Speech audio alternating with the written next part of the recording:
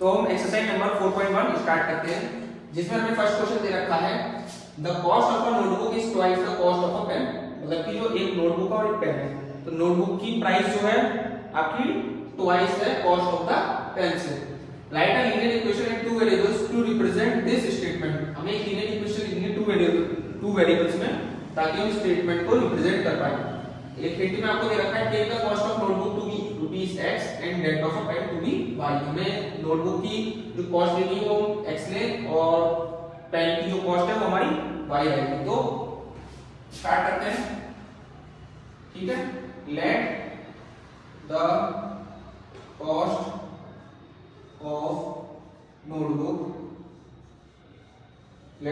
Of notebook B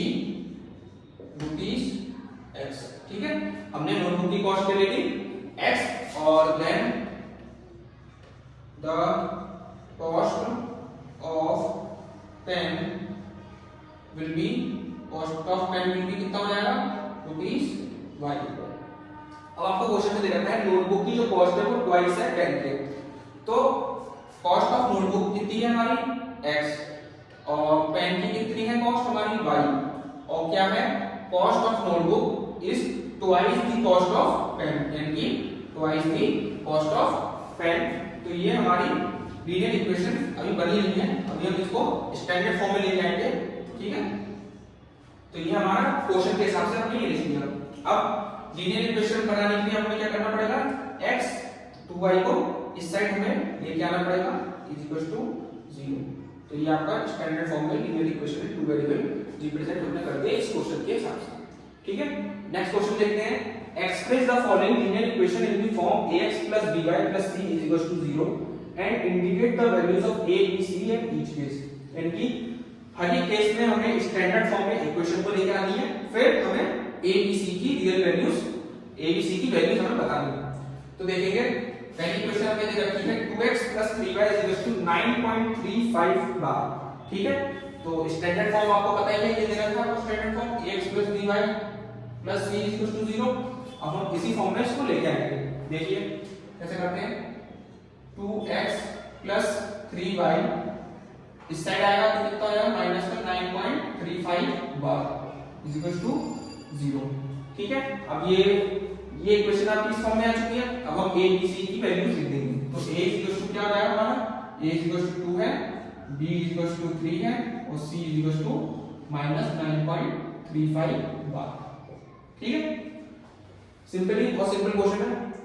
second question दे रखा है x - y/5 - 10 = 0। ये ऑलरेडी इस फॉर्म में दे रखी है, हम इसे थोड़ा सा और डिटेलिंग में लिख सकते हैं x - 1/5 y - 10 = 0, ठीक है। अब आप बता सकते हैं कि इसमें a b c की वैल्यू क्या रहेगी। तो a = 1 हो जाएगा, b = -1/5 हो जाएगा, c = -10 हो जाएगा। अब देखिए थर्ड क्वेश्चन में दे रखा है -2x + 3y = 6। इसे ही हम वैसे ही रिप्रेजेंट करेंगे स्टैंडर्ड फॉर्म में। तो -2x + 3y - 6 = 0, ठीक है। -6 = 0। अब हमारा इसमें कंपेयर करेंगे इसको और स्टैंडर्ड फॉर्म को। तो हमारा a की जो वैल्यू निकलेगी -2 निकलेगी, b की वैल्यू कितनी निकलेगी 3, c की वैल्यू कितनी निकलेगी -6, ठीक है। तो ये हमारा a b c की वैल्यूज होगी। अब इसमें देखिए x = 3y, तो x - 3y + 0 = 0, ठीक है। हमने 0 जब क्यों लगाया, क्योंकि c की जगह हमें कुछ ना कुछ हमें शो करना था, स्टैंडर्ड फॉर्म में लेके आना था, इसलिए। तो a की वैल्यू क्या हो जाएगी 1, b की हो जाएगी आपकी -3 और c की वैल्यू हो जाएगी 0। अब हमें फिफ्थ पार्ट में दे रखा है 2x = -5y। चलिए स्टार्ट करते हैं। 2x + 5y + 0 = 0। इसमें हम कंपेयर करेंगे तो a = 2, b = 5, c = 0, ठीक है। सिक्स्थ क्वेश्चन में हमें दे रखा है 3x + 2 = 0। अब इसमें देखिए कि इसमें y का जो y वेरिएबल है उसका तो कोफिशिएंट आपको दे ही रखा। तो इसमें हम कैसे स्टार्ट करेंगे, देखिए 3x + 0y + 2 = इक्वल टू 0, यानी 3x plus 2 is equal to 0 को हम इस फॉर्म में लिख सकते हैं। अब इसमें देखिए आपको आप निकाल सकते हैं कि a b c की वैल्यू क्या हो जाएगी, a is equal to 3, b is equal to 0, c is equal to 2, ठीक है। y minus 2 is equal to 0, अब इसमें x नहीं दे रखा, ठीक है, तो अब इसमें आप क्या करेंगे, 0 डॉट x डॉट मतलब मल्टीप्लाई करिए आपका plus y minus 2 is equal to 0, इसमें a is equal to 0, b is equal to 1, c is equal to minus 2, ठीक है। अब देखिए इसमें 5 plus 5 is equal to 2x, ठीक है। अब देखिए इसमें कैसे कर सकते हैं, 2x minus 5 is equal to 0, हमने ये लिख लिया।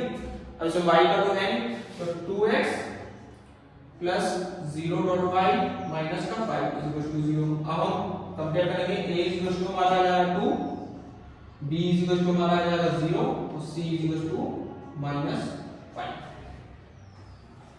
अब आप ये देखिए कि लास्ट में आपने 3 क्वेश्चंस करे, तो 3 क्वेश्चंस आपके कौन से एग्जांपल्स हैं, ये है लीनियर इक्वेशन में वन वेरिएबल के आपके एग्जांपल है, क्योंकि इसमें एक ही वेरिएबल दे रखा है x, इसमें दे रखा है आपका y, इसमें दे रखा है आपका x।